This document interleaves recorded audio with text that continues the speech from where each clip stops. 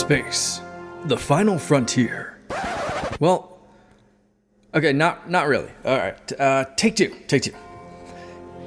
Here in the Mitten State, welcome to Code 47, bringing you all things Star Trek, spanning the quadrants, the best thing since the neutral zone.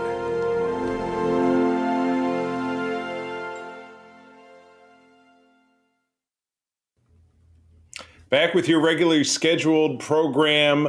This is Code 47 podcast on the Secret Friends Unite podcasting network. This is episode 91.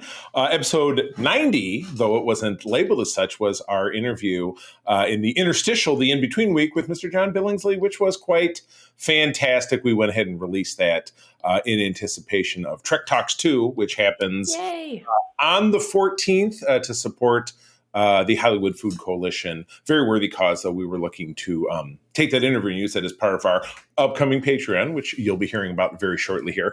It was very important for us to support Mr. Billingsley and that very noble effort. So hopefully you've listened. Hopefully you're making a plan to make that contribution. So, yes, I'll skip all the regular commercialized stuff and just say, hello, Charlie Carden here. Trek Lord of West Michigan, captain of the USS Grand Petoskey in Region 13 of the International Star Trek Fan Club. Here, as always, with my stalwart partner, Kay Quinn. Hello. Hello, everyone. Glad to be here, as always. Yes, indeed. We're missing Peter this week. He's on yet another away mission to a faraway sector that some call Kentucky. So he will be missed, but he will be back with us in our next segment when we're going to be actually talking about Star Trek: The Motion Picture, the director's edition, and our interstitial week in between when we don't have new episodes to talk about. We're going to be talking about that and then wrapping up talking about TNG. We're on the third portion of TNG this week. But without further delay, let's talk about the end of season 1 of Star Trek Prodigy. Kay, if you would be so kind, walk us through it. Yeah. We left off with them sitting in the middle of incoming Starfleet vessels and all of them getting taken over by the angry virus as soon as they show up. And now this is them trying to figure out how to stop that from happening as they're getting this auto SOS signal that's getting all of the Starfleet coming in. And it's their trials and tribulations as they're trying to figure this out. And it ends on I think a very good note. I was a little upset because I was like, dang it, they got me to get a little misty-eyed there for a little bit. I was a little teary. Yeah. And I did not appreciate that coming out of Prodigy because I wanted to be angry at Prodigy still. And I was like, freaking A, you got me crying. Not okay. The end of this show really did pull that off, because I and we'll talk in a minute about kind of season highs and lows, but, I rewatched the entire series within the last couple of weeks, in addition, obviously, watching this episode more than once. And those first 10 episodes, in some ways, they're, they tell a story, but it's not, it certainly didn't engage me the way this back half of the season did. And certainly not the last 5 episodes. Wow. It was just really nuts. And so this one was a capper. There's no doubt they obviously need to find a way to resolve getting, the protostar off the playing field. So in some ways it was kind of like the end of Discovery season 2. We're like, well, the only way we're going to solve this problem is that if, Discovery or protostar in this case is no longer part of the equation. So we got to get rid of it. But unfortunately there was no, we got to jump to the future because this and that they had to blow the ship up. And in doing that, was that your cat meowing or mine? Because I just had one jump up. I do not have any cats today. I just have a dog. That was either a cat meowing or a door opening. And I think it was a cat meowing. But at any rate, so Hologram Janeway says, no, I'm going to have to blow the ship up. So I'm going to have to fly it into oblivion. But here, I'm going to download myself onto this memory chip. And she goes to do it. And she does not have sufficient storage space to back herself up to the cloud. Should have paid extra money for the Google Drive to get more, more bandwidth. It's only like $2.99, I think, for the Apple Cloud. Right. You get like an extra like 500 gigs. Come on. I know. I do that every month just for like photos and stuff. So you know what I mean? I mean, that's smart. So, but yeah, so, and I love that it's so funny. And for me, it's kind of a nod to Voyager that this ship has a shuttlecraft. Well, they have a fabrication shop and it builds a shuttlecraft, which if you watch the shuttle counter in the entirety of Star Trek Voyager, they go through like 50 shuttlecraft. So they clearly had the same kind of thing, and that's what's nice about replicators, right? It's not like on Battlestar Galactica where they either had something when the show started or they never had it again because there's nowhere to pick anything up. They didn't have replicators. But with this, as long as they have juice, and with Voyager, as long as they had power, they can replicate stuff. So that's how they build a shuttlecraft, and all of our crew crams in the shuttlecraft, and Janeway reveals that, no, all I could do was record myself onto this chip saying goodbye and I love you and you've all grown so much. And that's when Kay starts crying. I get the feeling. Exactly. Yep. Is that they're all sitting on the floor because they forgot to create seats or seatbelts. Right. I did love the joke again about seatbelts. that those might be important.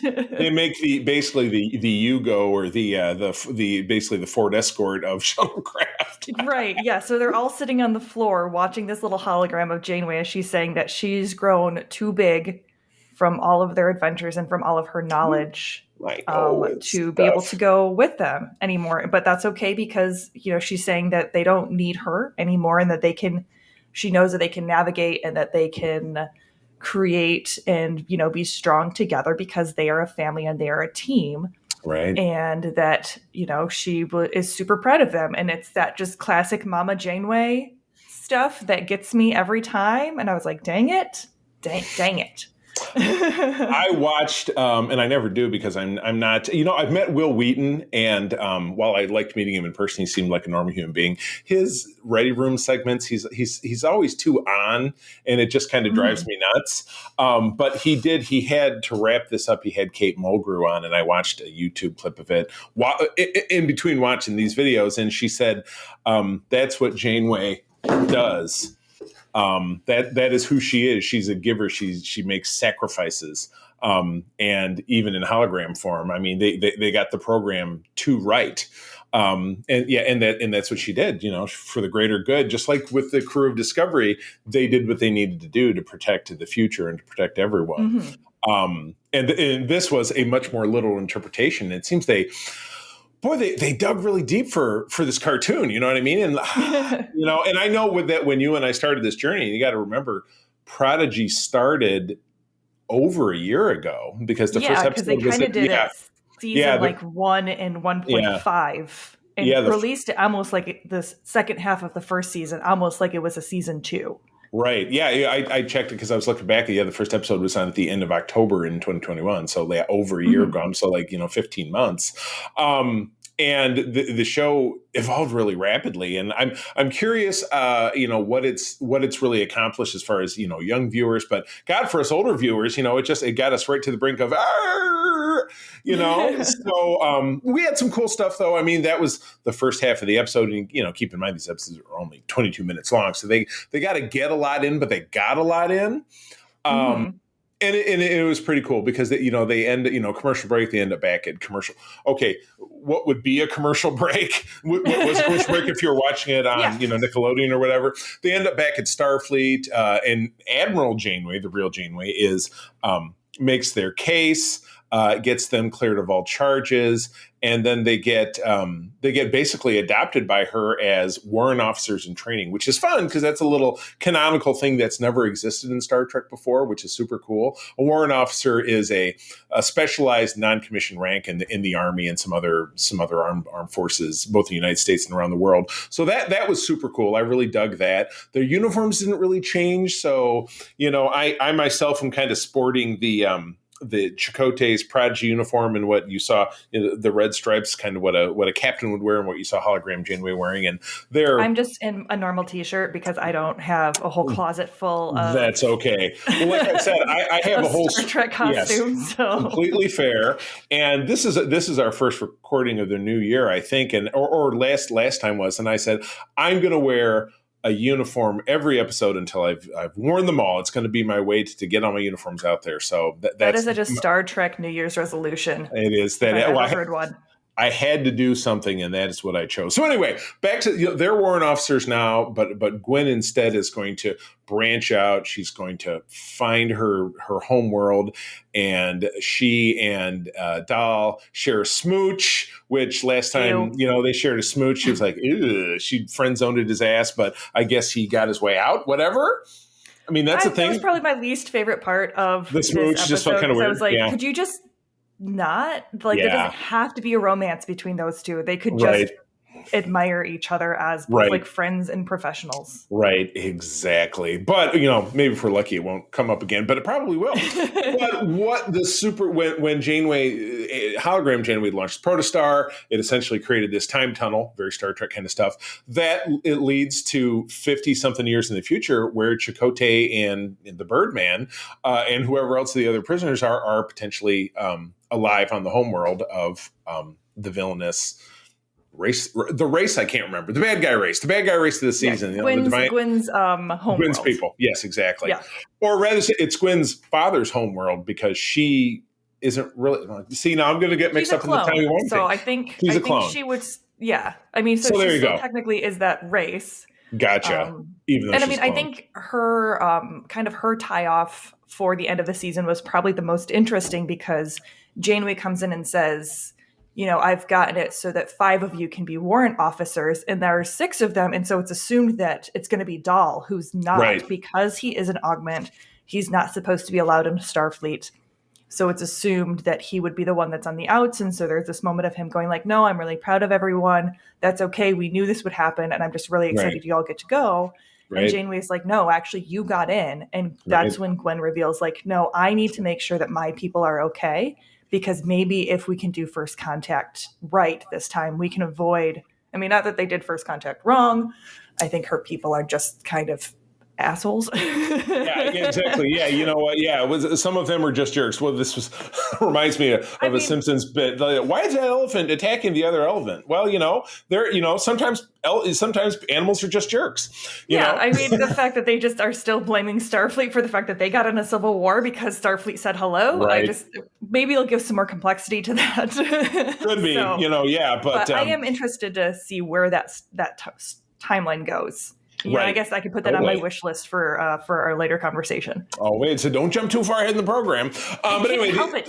I'm sporadic. I know. But anyway, yes, the episode wraps up with Janeway. They're walking on the grounds of the Academy. They see in the distance another protostar is being built, and they're all like, is this our new ship? She's like, no, I've got bigger plans for you guys. And then the episode ends. So perfect wrap up to that, because, you leave wanting more. We don't, of course, know when we will see season 2. We're all playing kind of Star Trek bingo. Like, we think we'll have Strange New Worlds in May. We know we have Picard next month in February. We think maybe we'll then have, come August, we'll have Lower Decks again. So maybe this will be in the fall, potentially following, because it'll be, 12 months later or whatever, something. I don't know. So, okay. Well, let's wrap up the season. And we've already kind of done some of that already, because, you and I have been doing this since the jump, and we said the first 10 episodes, there's a little bit of back and forth, a little bit of this and that. I didn't really have a favorite that I could think of from the first 10. So for some reason in my mind, I just kind of focused on the second 10. So my high probably I have 2. It's kind of tied for first place. Tied for a 3-way tie for first place, I guess, because parts 1 and 2 of this finale was the best of the season for me. But All the World's a Stage with the Enterprisians, absolutely spectacular. You had the planet where it was like an episode of TOS where they had the gangster planet, because there was a Starfleet vessel 100 years prior that had left behind a book called Chicago Mobs of the 20s, and this entire culture just abandoned whatever they were doing and just dedicated themselves to like Chicago Mobs of the 20s. The episode is called A Piece of the Action. It's a fun one. You would probably enjoy it, despite your not great love for TOS, which I get. I totally do. So that's my high. What was your high for the series or the half season? I guess. I mean, I would say probably the second part of kind of like the mid-season finale of what was it called? A Morning Star, I think it was Oh, yeah, called, yeah, or a yeah. Moral Star. A moral star. Got it. Right. Yeah, I thought that was really good. Just because it did show the complexity of like Gwen and Zero, and you really started honing in on those two characters, which again, those are my two favorite characters. So I greatly appreciated that. And then I think that probably this last episode would be my favorite overall, just Mm-hmm. because you did finally see some rewarding growth from Doll, from Janeway, from, everyone. Right. You got to see Rock get really excited about xenobiology, which was adorable because they're like Right. pulling all of these like manuals because once Right. again they cannot decide what they want to do. And I feel that in my little ADHD soul. That's great. And there was a fun cameo with that with real life Star Trek franchise series advisor Aaron McDonald, who's someone who has appeared in. She was a guest on the virtual international conference for our fan club Starfleet last summer. She's going to be on the Star Trek cruise, so I'll get to say hello. She's very active on social media, but she's super cool. She's Colorado based. She was, and it was revealed to me by the guy who runs member services for the International Star Trek Fan Club we're a part of. She was once upon a time part of this dude's chapter, which is the biggest chapter in the world, which is in Colorado, until Paramount decided that people involved with Star Trek can't be part of our fan club, which is why Doug Jones and Tara Rosling are not part of the Grand Petoskey, because we tried and it didn't work. It's kind of a bummer. So, all right. Well, speaking of kind of a bummer, let's focus on season lows. For me, the most pointless, and it's funny because it kind of bounces off of, not to put down our great interview with John Billingsley and how awesome that was, but and getting to meet his wife Bonnie, who was a guest star in the Enterprise episode where they had the Borg. Then at the end of it, it was kind of a no stakes gambit because nothing happened. The Borg episode that we had, which his name is missing me, where Zero became a Borg for like 5 seconds, and then he wasn't a Borg, and him becoming a Borg made no sense because he's non-corporeal. And that was Let Sleeping Borgs Lie. Thank you very much. Yes, exactly. Yeah, because our crew, they're trying to figure out what the glowing red mass is in the ship, and at this point we eventually find out that obviously it's this undefeatable uber weapon, which in the end of it is undefeatable except for to blow up the ship. But they, at this point, and this was 4 or 5 episodes back, it was probably mid half season, they come upon a Borg cube, which is of course deactivated, and all the drones are sleeping, and they of course board the ship, which is a terrible idea. Hologram Janeway's like, we really shouldn't do this. They fly into the cube, which is kind of neat. High points of that episode is you do get to see all these weird different kind of Borg, and I think that's awesome. But the kind of pointlessness of and kind of incongruity of, well, Zero he's a Medusan, he's not corporeal. How can they assimilate something that is not biological? Because that's really contrary to what the Borg do. And at the end of it, he worked his way out of it and he was fine. I thought, this was a chance to try to be like, and here's the Borg, and here's this and that. This just felt like a tack on to me, and I didn't dig it. Yeah, that was me. I can see that. Yeah, I think probably my favorite was, Masquerade, or my least favorite was Masquerade, which was the one where Dal finds out that he's an augment and then decides to like unlock all of these powers. Oh, right. Because it felt very much like third episode Doll, and with as much growth as they had finally been giving him, for him to like move past this like inferiority complex that he had, and like he has to be the best and he has to be super uber powerful, right? And it just turned him back into that. It felt really reductive to me, and it seemed like it would have been better for him to just have some more conversations with Gwen and with Zero and with Rock, talking about his problems with like finding out that he is an augment and what that means, instead of him being like, okay, nope, I'm going to go back and do all of that stupid stuff I was doing when I thought I was all of that, because I'm so insecure with myself. Even though now I've had like 8 episodes of growth and of learning that it's not about me, it's about my team, to just go back to it being about me. And then like, it felt like it was one of these like rehash recircles that they didn't know how to convey his struggle with finding out that information.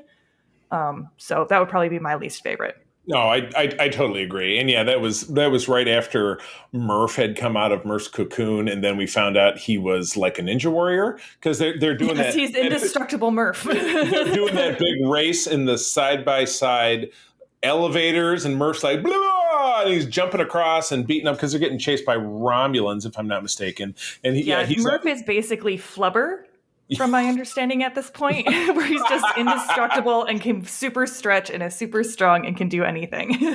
I think you just named Murph is Flubber, the name of the episode. Thank you very much. We're gonna ride with that for the time being. So, okay, well, cool.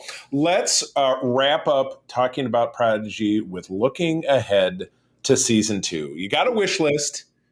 You can have up to 2 items. You go first. What do you want to say? I would say this is more of a technicality than an actual story, but I really hope that we see better animation from them. And anyone who's been listening to this, you know, continually knows that that's been one of my biggest beefs with this, is that it feels like I'm watching one of those really cheap kind of phoned in like toddler CG shows sometimes. Where like it reminds me of watching like Paw Patrol with my nephews, because it's just like it's not a lived in environment. And when you have such high caliber shows coming out from other it's not competitive companies. I'm like Disney, you know, is making great stuff with Rebels and a lot of their other shows. I mean, and granted, I know Disney's a monolith of entertainment, so that might not be fair to them, but it still should be a little bit better than it is. Especially if Janeway, like Admiral Janeway, is going to be in it more. I'd really like to see them figure out this uncanny valley thing that they have going on with her. Right. Yeah, exactly. And there was quite a bit of, like you said, the worst part was when she was watching the holodeck recreation of when the Protostar launched and they hug each other like, it's just very like, what just are her you and doing? Chakotay look. You can tell that they made this animation for their non-humanoid or their Terran, I guess. Races. Yeah, because it really doesn't feel like an issue when you're looking at Dal or Gwyn or Rock. They're just like, oh, okay, they're aliens. Yeah, even like they're like the Orion that she had it wasn't Orion. It was what's the one with the antennae? Andorian. Her first officer. Yeah, her first officer was an Andorian. He didn't look bad, but like whenever they do like a humanoid Trill, or if they're doing like the diviner Janeway or Chakotay, and like they just look off. And so I hope that gets better. It's probably tougher still because they're obviously based on an actor, you know. So you look at him and he doesn't look like Robert Beltran. It doesn't look like Kate Mulgrew, and it was the same thing with hologram Janeway, even though she was modeled after what Janeway looked like in the first season of Voyager with the bun hair and everything. It was just very. I didn't think she looked bad at all. I thought they did a great job with that one. But for some reason, like current Admiral Janeway, there's just something about the way that she looks, and there's something about the way that Chakotay looks, where I'm just like, this looks weird. Like I get if you're doing a stylized version, but even their movements, it just feels off. I agree. And again, I'm going to have to hone in on, I would agree with you that that's kind of one of the biggest issues because, you're also looking to recreate like hologram Janeway is the way Kate Mulgrew looked in like 1995. Vice Admiral Janeway would be the way she looked in about maybe 2003 or 2004 if you did the math. And it just didn't jibe. So I agree with you. I think that would be one of the strongest. Did you have another one? I think that seeing Gwen's storyline, I'm a little worried that if she is leaving the team, that we won't see as much from her. Right. And so that would be like my only other worry, but I'm hopeful that we will still be able to continue seeing that. Gotcha. And seeing how that story develops. Gotcha. One thing I really hope for is I'd like it to continue to expand upon making this a spiritual cousin to Voyager by having more familiar faces. And that's something that I think that has been talked about, So I would like to see, we still have a lot of the actors who are active in the community, like Robbie McNeil and Garrett Wong do a podcast every week called Delta Flyers that I listen to. So they're very active in the community. They'll be on the cruise, Ethan Phillips, you don't hear so much from him in regards to being involved, or Tim Russ, or Roxanne Dawson, who's Blonde Torres. So maybe not necessarily all the actors are still super involved. Of course, Jerry Ryan is involved because she's on Picard. I would like to see that. And then there's nothing keeping them from bringing in, characters from TNG, characters from DS9. Right. I mean, we have to get Soon somewhere in there. Because Right. there's Yes. always That Soong's is always somewhere in a that is apparently become a law to the point that we got to have the inexplicable return of Lore in Picard season 3, which we know we're getting. It's been right. confirmed Yeah. that that's his role, but he also might be a Soong because we got a Soong worked into this because they said, well, it was a Soong that did the work on Dal or whatever it is. So Right. Yeah. So yeah, we have to have him somewhere. We have to have Brent Spiner come back somehow. it's a Soong world, and we're just living in it. Oh, you know what? That could be a name of the episode. Do you I like think that, or that's do a you good like the other one? title. Okay, well, all right. Well, again, let's. It's whoops. All right, it's a Soong. Just living in it. I don't edit, so you got to deal with my typing. Deal with it. All right. Well, moving on. Yeah. So we don't know necessarily when we're going to see season 2, but my fingers are crossed for like this fall. It seems like that would make sense because it would kind of fall in line with because this show came back. Do we know when the show came back? When we started to get it was? I feel like it was late. It was late. No. It was this fall that this came back. So roll the clock forward 12 months, and October, November, we get season 2. Let me see. Yeah. October 21 or 28th, 2021 was the first airing. That was the first, but when did we get the back half? Is the question. I've got it pulled up so I can look. Right. The 27th October. So this real good chance this could be back in October. So Yeah. we will see about that. So okay, cool. Moving on. All right, so we're back into Star Trek: The Next Generation. We're in season 3. This is part 3 of 4. We're tackling 7 episodes this week. And we're getting into a real sweet spot. I mean, we get a couple of the honest-to-God classics of the series. I have a lot of notes going through these episodes. I thought this was a really solid set of episodes. Of notes. Well, good. Since you're so note-heavy, why don't you get rolling? Talk about episode 14 of the season. All right. So we have A Matter of Perspective, directed by Cliff Bull, written by Ed Zuckerman. Did I get that right? Zuckerman, I believe so. I always worry that I'm flipping around who directed it and who wrote it. I think it goes director-writer. So Cliff Bull is a stalwart of the series. So yeah, he's definitely a director. So you got it. All right, thank you. All right, and it aired February 12th of 1990. And Commander Riker is accused of murder on the holodeck is used to reconstruct the events from different perspectives. And this episode overall, I thought was an absolutely incredible idea. I really enjoyed the idea of them talking about kind of, from personal perspectives, how narratives can change and how you can have this unreliable witness. And depending on who's telling the story depends on how things are going to be. And so I thought it was just a really cool way to kind of talk about, the judicial system and how we have to kind of cope with a fallible system. Right. But there was this really weird chunk where they both had Riker as the victim of an attempted sexual assault and the perpetrator of sexual assault. And it was one of those where, and you never know. And I was like, okay, so like, how does this work? Because was it Mona? Her name was, oh crap, I can't believe I don't remember. That's why we have that's why we link them. Here, you keep talking and I'll look it up. You keep talking. Yeah, so you have it where she, initially, from Riker's perspective, she basically like throws herself at him, and he is telling her no, and she is pursuing. Which it's Manua, Manua. Okay. Yes. So Manua, yeah. And I'm like, oh, cool. This is going to be a really great, episode because, as we have talked in previous episodes, Star Trek doesn't always handle the idea of victims' rights and perspectives in, when sexual, proclivities take place and there's non-consensual activity. And I was like, cool, we're going to get this from a male's perspective because males are absolutely the victims of sexual assault and it's not talked about enough. So I was like, cool, we're going to do this. Then all of a sudden, from her perspective, it is Riker being incredibly aggressive with her screaming no. So like, okay, either like this isn't a matter of perspective. Either it happened that way or it didn't happen that way. I mean, and certainly based on what we know about his character, I find it very hard to believe that was Right. Well, and accurate. especially Yeah, because he is this kind of like Fabio Suave, like he is like the womanizer or, kind of the player of TNG. So having right, him put in this position of being, trying to respect her boundaries, and have her respect his boundaries, being like, no, no, no, I don't want to do this. This is not okay. And having him put in that position, I thought was really great. Not great. And, obviously right. it's not good. It's great. Oh, it's great seeing him look like a rapist. I love it. I guess the complexity and nuance that it offered his character was really, really good.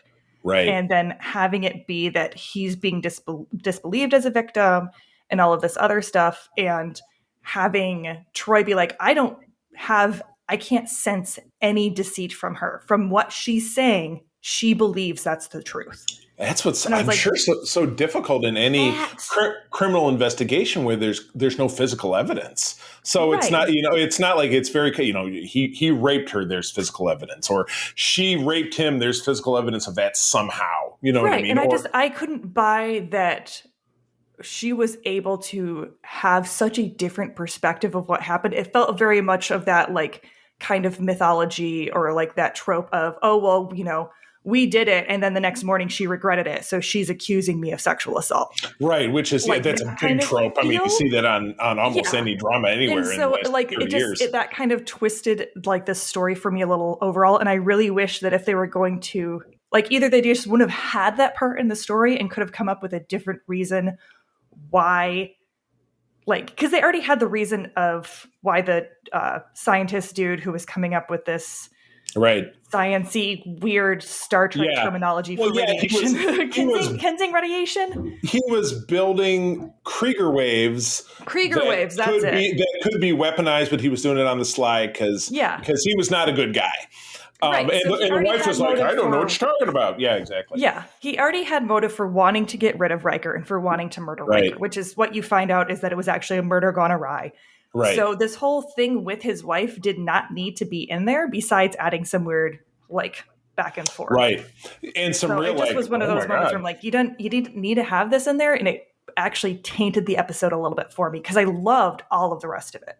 Right. Gotcha. And this was and a great way to really explain how the holodeck can be something besides just like, and now we're trapped in the holodeck and the safety's failed, and how it could be like, no, this is a great way, like, all right, I told the computer everything I thought happened, and I told the computer everything I thought happened, and then it gives us this weird 3-act play that you're like, none of this makes any sense. And you're right. I think that's absolutely fascinating, and should this someday become a real technology, which it probably absolutely will, we're moving that way with, VR environments and the Oculus and all this different stuff in this day and age, that this could be, or, it kind of has echoes of, real, it takes something really sci-fi-ish and turns it into, like you said, something about victims' rights and the he said, she said of it, and the burden of proof. And, this is a society where he comes right out and says, people are guilty until proven innocent. So it's the opposite of our jurisprudence. So just so much fascinating stuff going on in this episode. So I would, without a doubt, say, where season 3 is really, really hitting its stride. I think this episode is a big part of it, without a doubt. So, okay, cool. Moving on to one of the all-time, watched it a billion times because it's a classic, and this is a great episode because it was an outside pitch, which is always fascinating because I don't know that happens so much anymore. But back in the day, Star Trek was one of maybe they're one of few shows, maybe every show did this, but an outsider could write a script and mail it to Paramount, and it goes in a pile. And if the powers to be read it and they think it's great, they'll make it. And that's what happened here. It's fascinating. And I've actually met this dude. We've interfaced on social media, Eric Stillwell. But anyway, long preamble, sorry. Yesterday's Enterprise is episode 15 of the season, directed by David Carson. Again, big name in the series. Story by Trent Christopher Ganino and, as I said, Eric Stillwell. I'm not sure who Trent Christopher is, but it was the Eric Stillwell name that I recognized potentially, and I could do a little digging. I believe maybe Trent did some rewriting. But Teleplay by Ira Stephen Bear, who was one of the big guys behind Deep Space Nine. This was right when he was getting started with the franchise. Richard Manning, Hans Beimler, and my guy, who I'm going to meet at Star Trek Las Vegas, Ron D. Moore. Love that dude. Aired right around my birthday, February of 1990, when I was turning 13.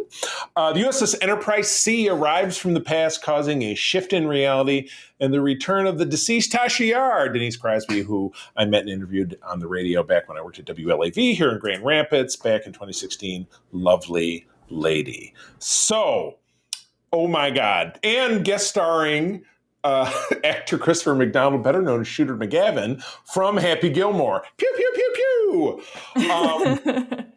I loved everything about this, quite frankly. It was a great story. Guinan, Whoopi Goldberg's character, who is a recurring guest star. We've seen her, obviously. I feel like we haven't talked about her a ton, but she's been on since the beginning of season 2. She runs 10 Forward. She has this cross-dimensional consciousness that when the change happens and, the Enterprise C flies through this rift that the Enterprise D has come up upon, history changes around her, but she's like, oh, this is weird and everything's different and we're in this war that we're not supposed to be in because what happened is when the Enterprise C disappeared, the Romulans destroyed a Klingon outpost, and then the Klingons clearly wiped out the Romulans, and then they turned their wrath upon the Federation, and they all but destroyed the Federation. Is where we're at 22 years later in this alternate reality. And Tasha Yar is still alive because she didn't die back in, season 1 of TNG the way this character did.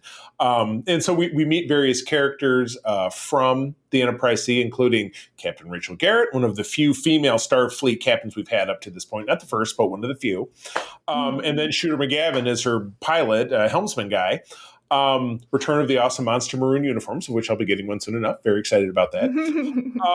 But yeah, a lot of great stuff going on. And at the end, we see, we see Tasha Yar get some resolution around the fact that, Guinan is aware of the way that she died, which was the sacrifice of the, Mark McChesney, the slick Armis guy, and back in that episode of season 1 was kind of pointless. She was killed as a display of his power. And Tasha says, she has this great scene with Patrick Stewart. She says, I've always known the risks that come with wearing a Starfleet uniform. If I'm to die in one, I would like my death to count for something. And I was like, oh my God, it was amazing. It was like a beautiful trolley problem wrapped up in a love letter to Tasha Yar, which I just absolutely adored. And just the one moment that Dave Carlson did where they have that switch, and it's just this beautiful warm lighting on Picard, and then immediately everything turns to cool lighting. And really, there's such subtlety in the uniforms. Nothing else really changes. Just that lighting switch. And then all of a sudden you're like, whoa. Big time. Yeah, 10 Forward is like, whoa. Like turn the lights on at the bar at 2 a.m. You're like, Yeah, it was an amazing transition that they were able to do with just a simple lighting change where you, as the viewer, immediately know that something is different. Right. Absolutely. And you don't know what exactly, but you know that something is different and that you are looking at an alternate Picard.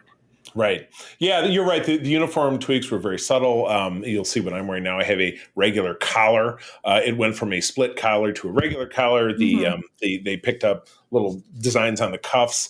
They wear little belts that have phasers on them. Yeah, I would say, let's keep the belts, though. Those were some swanky belts. I would like to pick up one of those. I've never seen one on anyone. I mean, and I'm not a maker, so I don't make stuff, but that'd be pretty cool. The enlisted people wore big, fancier outfits. Like, it was an episode of belts. Because the enlisted people who were just in the jumpsuits, the season 1 jumpsuits they were still using at this point, had big, like it was a cross thing and it went across and different stuff. And so it was everybody was armed all the time. So, I mean, because they lived in a war culture. So this was awesome. Clearly pointed to as being one of the absolute best episodes of the series. I mean, this is one I could turn on and watch over and over again. It's just kind of one of those. So yeah, top marks, kind of 10 out of 10. And I really loved the note that it ended on with Guinan coming to Geordi at the end and asking him to tell her about Tasha. Because part of the conversation that her and Tasha have is Tasha's like, you keep looking at me weirdly.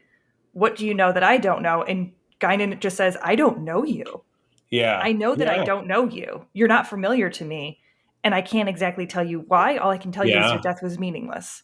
Right. And that's when Tasha goes to Picard. And it really gives Guinan this beautiful moment of, okay, I want to know more about her. Like, and then at that point, it was almost like she continued to live, even though she died, because Guinan wanted to make sure her story was continued. Right, which ironically enough, story does get continued, as you'll see Mhm. at the end of next season, of something that happens that I'm not going to spoil, but it does actually bring back You're into not going to play spoil from like 1992. 1991. But yes, no, I really don't want to. But yeah, no, there's a callback in that happening to some conversations that took place in this episode. So anyway, all right, for the sake of time, let's move on. Next one is yours. All right, so we have The Offspring, that was directed by Jonathan Frakes, written by Renee Echevarria. Yes, I apologize if I'm saying that name wrong. this is 100% the first episode Frakes ever directed of anything. This was the beginning of kudos Frakes to as a him. director. Yes, It indeed. aired March 12th of 1990. Lieutenant Commander Data creates a young gynoid. I had to look this up. Oh, click. No, do yourself a favor. And then you give it to me. Click on the link, and I'll read this for you. This is from Wikipedia. A gynoid or fembot is a feminine humanoid robot. Gynoids appear frequently in science fiction, film, and art. As a more realistic human robot design that becomes technologically possible, they are emerging into real life robot design. And we're not going to talk anymore about that because I'm already creeped out. Let's not. Okay, I was just saying, I wasn't sure if it was gynoid or gynoid, but gynoid, yes, that makes more sense. My famous line, moving on. All right. Lal, played by Haley Todd, which he considered his daughter, but Starfleet Admiral arrives demanding she be removed from the Enterprise. And basically, this is space CPS tells Data he's not a good dad. I know, and it's so lame. It's so lame. I was like, we literally had an entire episode in season 2 fighting for his personhood and about how he's sentient. And then they come back and they're like, actually, no, you're still not completely sentient and we're not going to treat you like a person. You know, and they could have, they're sitting and having this conversation. This Admiral. What's so funny, the Admiral's last name is Todd. So Admiral Todd is, of course, my best friend / sparring partner on Secret Friends. Who does not like Star Trek. He doesn't like Star Wars. He does like Star Trek. Sometimes. I thought it was the other way around. No. He rails against Star Wars. If you ever follow his posts or listen to debates that we get into on SFU Prime, I'm sure there will be one probably for the recording we do later today. But at any rate, where the hell? Yes, Admiral Todd comes on and he's like, yeah. I happen to also be a cyberneticist, which is like, whatever, okay, dude. But he's like, I think we'll take her to the starbase and blah, blah, blah. She's a toaster. And it's like, everything from season 2's Exceptional, the Measure of a Man episode, which was about a year before this. They're just like, nah, fuck it. We don't need to do, right? That's. I mean, and honestly, you can't throw a phaser in Starfleet without hitting someone who's a cyberneticist. Like, come on. Yeah, right. Admiral Exactly. Todd. Get over yourself. I know. He's like, yeah, and then he's like, "Well, I'm a parent, and blah blah blah, this thing and that." Right? This guy. He is in one of the latest of the long line of bad admirals or badmirals that we have in Star Trek. He's just, I'm a guy or a woman, because there's some badmiral women, out there, females out there as well. That he comes along and says, "Well, I got the rank and blah blah blah, and I'm gonna do some stuff because I'm in charge." And he's just a jerk. And at the end, Lal starts to malfunction because she's her brain is growing too quickly and it fizzes out and she's going to die. And the Badmiral says, "Well, I'd like to help you." Blah, and it's just like, yeah, like you can help. And then Data's like, "Yeah, why don't you come help me save this android you were trying to take away from me?" Because he doesn't have emotions and he's not like, "Yeah, fuck you. I don't need anything from you." Yeah. And I mean, I think, and again, it shows the respect that Picard has for Data as a sentient being versus Admiral Todd, because, when Picard finds out that Data basically made a kid, he's like, "You should have consulted me." That's his first thing, is because he's freaking out, like, "Dude, you just made a robot." And he goes, "You should have consulted me." And Data just looks at him in his truly Data way and goes, "Well, no one else talks to you about if they're allowed to procreate or not on the ship." And like, Picard just steps back and is like, "You know what? That's my bad. You're right." It's okay. Yeah. What can I say? My bad. Right. And then at that point, it's just like, no, this is like as complex and as different as this is, and I would say context is important, and that could have maybe been addressed a little bit of, yes, Data, we don't talk about procreation, but this also is not the, if Riker and Troy want to have a kid, that's not going to be the first Betazoid Terran person in existence. Exactly. This is the first android baby in Right. existence. So Android there is a baby. little bit of a difference there, but I also totally respected Picard just taking a step back and being like, that's legit. All right. That All is right. true. It is. It is a real Papa Don't Preach moment. Data says, I've made up my mind. I'm keeping my baby. Yes. Oh my God. Oh, Yes. I don't want to. You know what? That's another Android pun. You know what? I could change the name of the episode for that, but I don't know. Good. We'll stew And on that. yeah, Okay. we'll keep working. But again, let's talk about Brett Spiner's ability to have a character that shows no emotion and still be able to just eat the scenery while he's working with Lal. Because there are times where, like 2 weeks into it, and she's having these, like she's having an existential crisis. Oh my And he God. just Yes, shuts her exactly. off, which was great. Oh, if It's only like so parenting many was really parents. that easy. Yeah, I know. Yeah, Oh I'm my like, gosh. and even me, like, I don't have kids of my own, but I've done enough nannying where you get to that toddler point of them just asking 20 questions constantly, and it just becomes a continual game, and you wish that you could just be like, we're not doing questions anymore. Just What's that no more that questions. one great meme of Yoda? They said, Yoda mimics what every parents want, is that Luke continues to pepper him with questions until, to get out of it, he just dies. Yes, exactly. Oh Yeah. my God. No, that it's good. And again, a classic, but tainted by the fact that, like, well, Data went through everything in this trial where he got rights, and they're just like, well, not so much. So, Right. Well, and it also yes. shows, as the episode is tainted, but in such a great and complex way by that, where it doesn't make the episode any less. It actually Right. makes it more, because it's continuing to show that Data has to continually to fight to show that he is a sentient being and that he should have the same rights, even though he has it on paper. And that's kind of a continual thing that we see even reflected in our society today, that even though there's a lot of places and a lot of people who have the same rights, quote unquote, on paper, they still meet a lot of persecution and injustices because of who they are. Right. Absolutely. Man alive. All right, moving on. Episode 17. This is the Klingon. This is the episode star I think of the when universe. I think of TNG. Absolutely. Sins of the Father, directed by Les Landau, story by Drew Deegan, and teleplay by Ron Moore, Mr. Klingon, and W. Reed Moran, whose name I'm not familiar with. From March of 1990, Worf tries to prove his father's innocence after the Klingon High Council declares that his long-dead father was a traitor and had betrayed a Klingon outpost to the Romulans. Wow! The beginning of so much that resonated throughout the rest of the classic era of Star Trek. So this episode should have just been named "Klingons Are Catty Bitches." Big time, yeah. Because in this we meet Duras, who is just a real scumbag Klingon. You meet Kimpek, who is the leader of the High Council, the Big Cheese.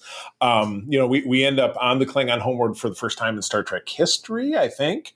And you see that the Klingon race and the Klingon Defense Force, Klingon Society, for all of their bluster about a warrior's culture and this and that, is a bunch of political bullshit. That is 100% where this ends, because, spoiler alert, Duras, who uncovered some files, you're not seeing my air quotes unless you're watching us on YouTube, uncovered some files that showed that while both Worf's father, Moog, and young Worf, because Worf was left in the rubble after the destruction of this outpost that they were at, and Duras's father were both at this. But Duras was the guy who beamed the codes to the Romulans and let them blow up the station, but still somehow found a way to pin it on Worf's dad. But because Duras's family is, quote unquote, very influential, and it would cause another civil war if it got out that his dad was a traitor. So they put it on Worf's dad instead. Does it sound at all like something that might be happening in this country right now? Oh, we don't need to talk about that. We're not that kind of program. No. However, it's terrifying that Star Trek, it's like, oh, The Simpsons did it, or The Simpsons predicted it, because they predict this thing and that thing. One prediction was about the certain political figure that we're talking about becoming president. It's the same thing. Well, his family's too powerful, so it's like banks that are too big to fail, right? If we did the right thing and we exposed the fact that the Duras family were the traitors, and then we turn around and executed him because that's our laws, then we would have a civil war, and we got to think about the greater good, which ultimately is, they put that 100% of that on Worf's shoulders, and he's like, all right, here's the thing. I'll accept discommendation for the good of the Empire, which means I am now a pariah in Klingon society. It's like the Amish, he's shunned forever.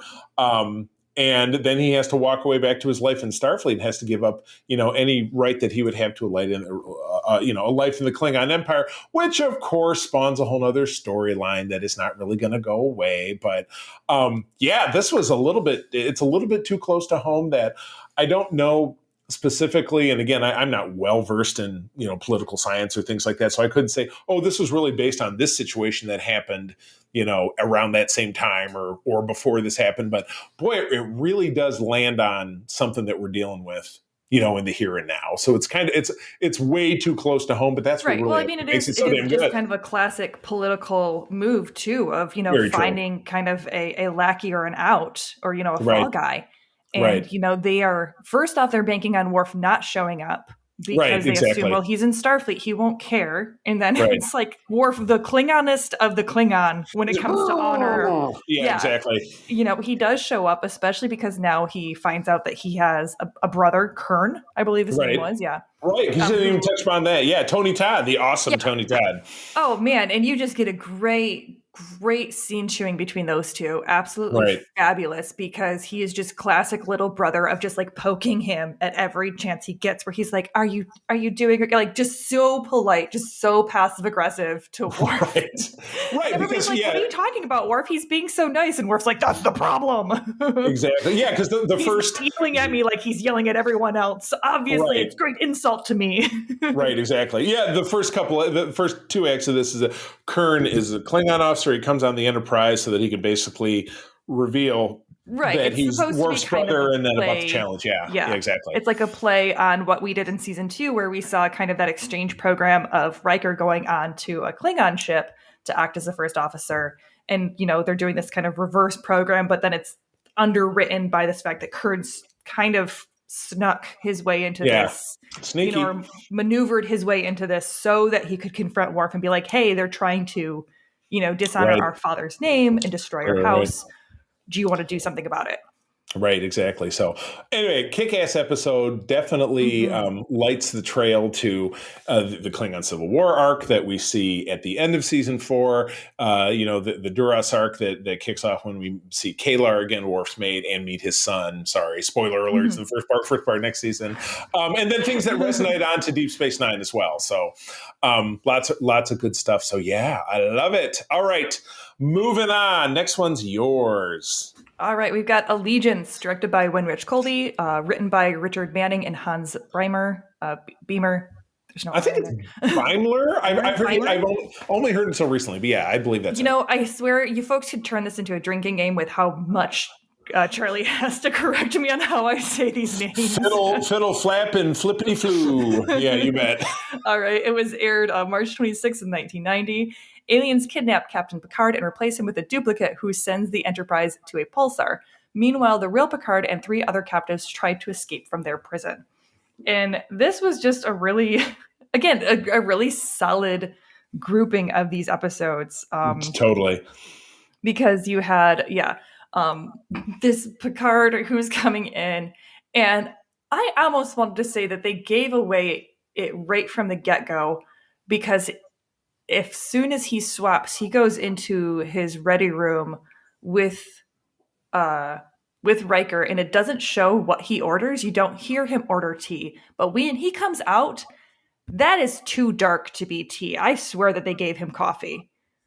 Ooh! I looked at that. And I saw him. I saw him take a drink of that, and I was like, "That's not black tea. That's way too dark to be black tea." So I wonder if that was like an Easter egg right from the get-go.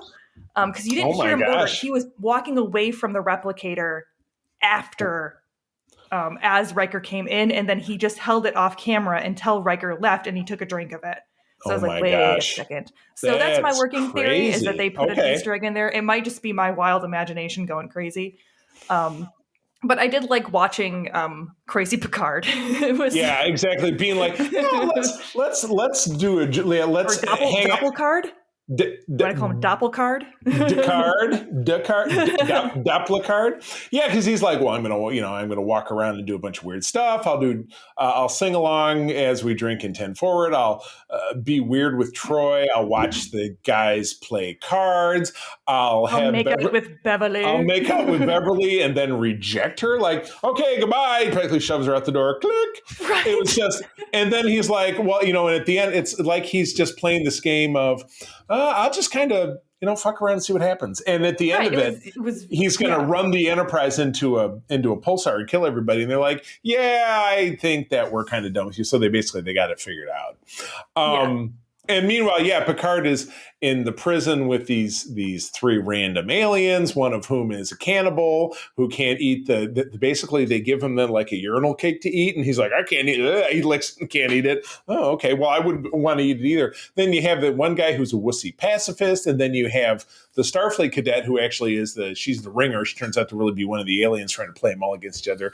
So it's interesting. And I know that part of it with the four of them in a prison was adapted out of some classic pieces of literature that I'm just drawing a blank on. It's like something about isolation and it's a mind game or something or other. I know, it's really very informative. You're welcome. Thanks for coming to my TED Talk. I appreciate it. But anyway, watching the doppelganger Picard was definitely the biggest story in this episode. Watch him just kind of screw around and see we'll just kind of see what goes down.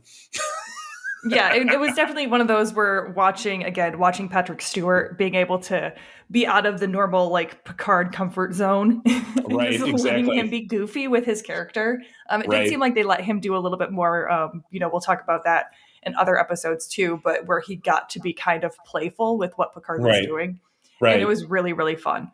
Totally. Oh, my goodness. All right, moving on. Captain's Holiday is episode 19.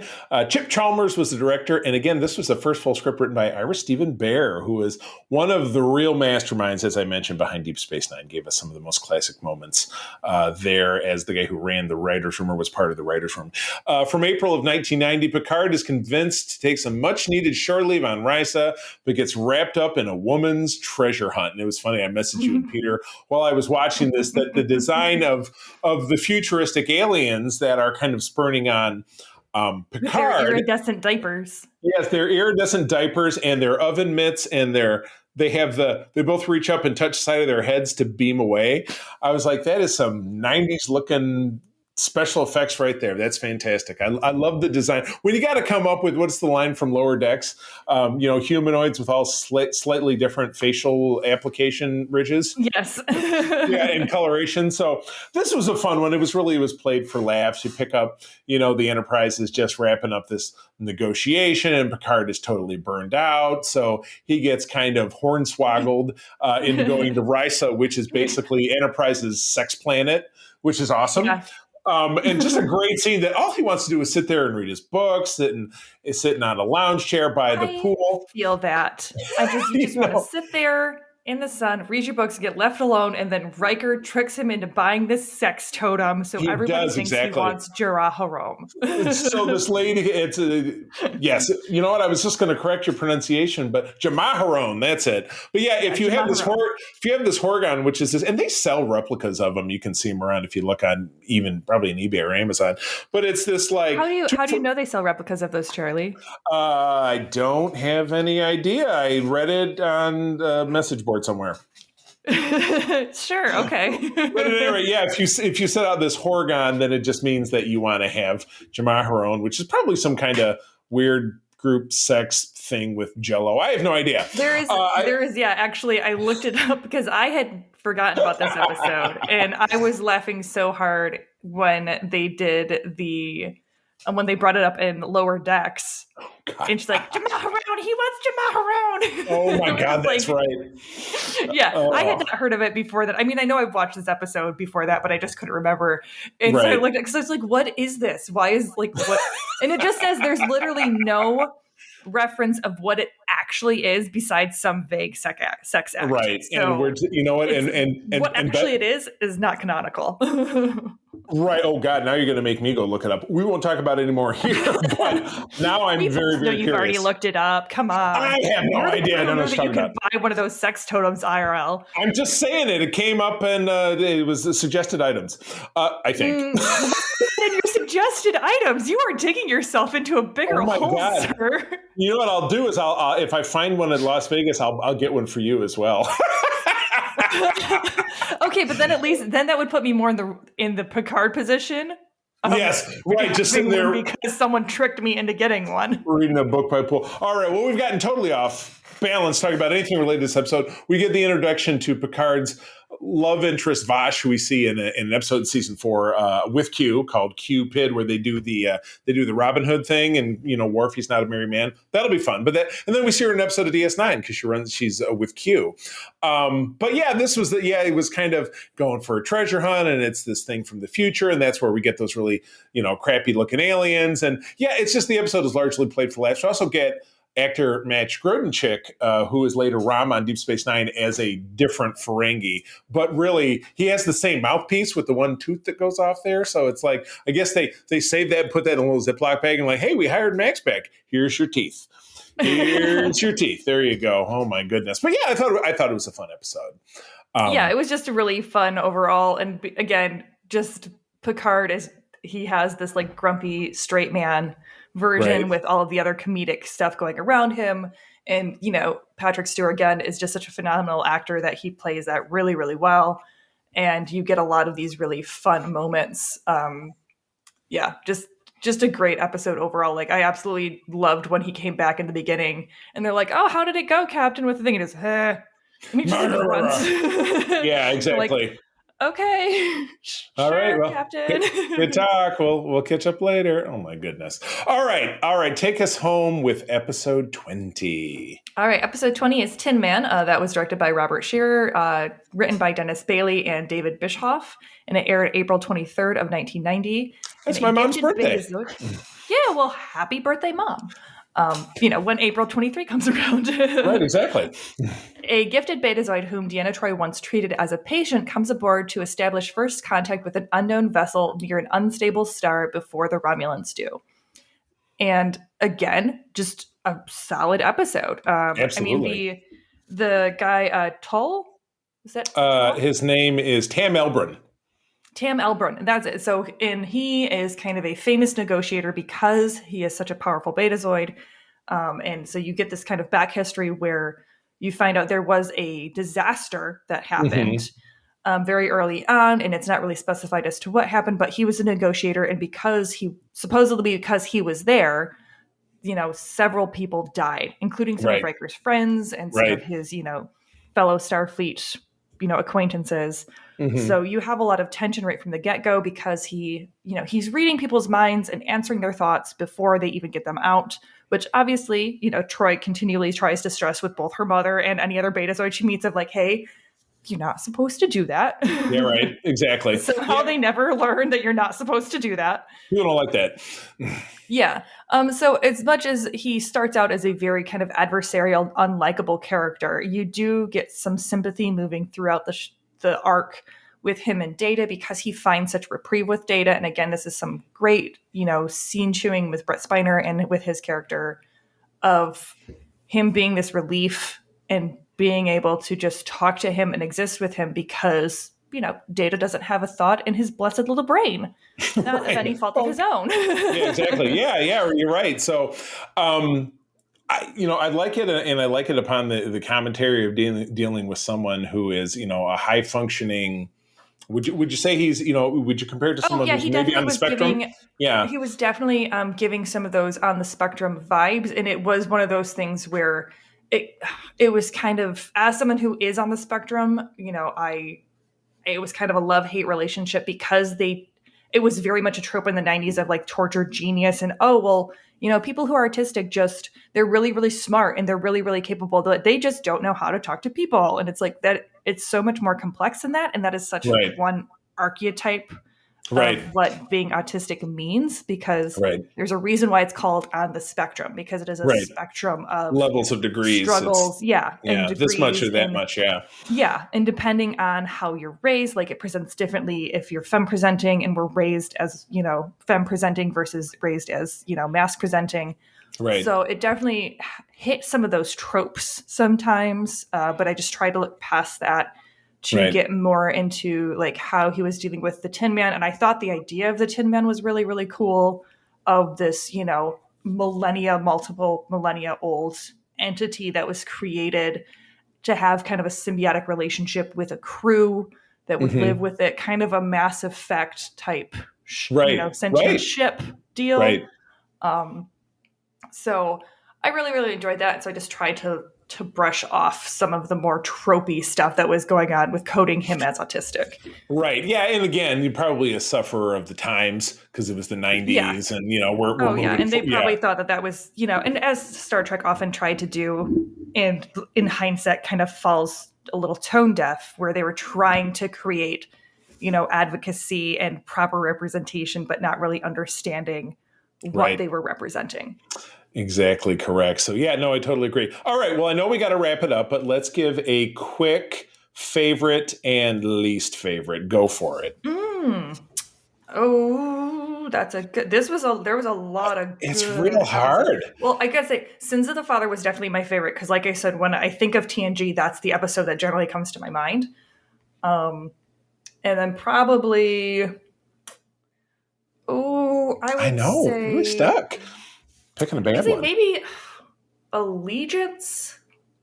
Yeah, it was kind of flat. I really enjoyed, though I really enjoyed Patrick Stewart's performance. So I would say maybe a matter of perspective, just because I felt like that whole sexual assault thing was kind of shoehorned in there. Right. I hear you. And that was the one we talked about the most.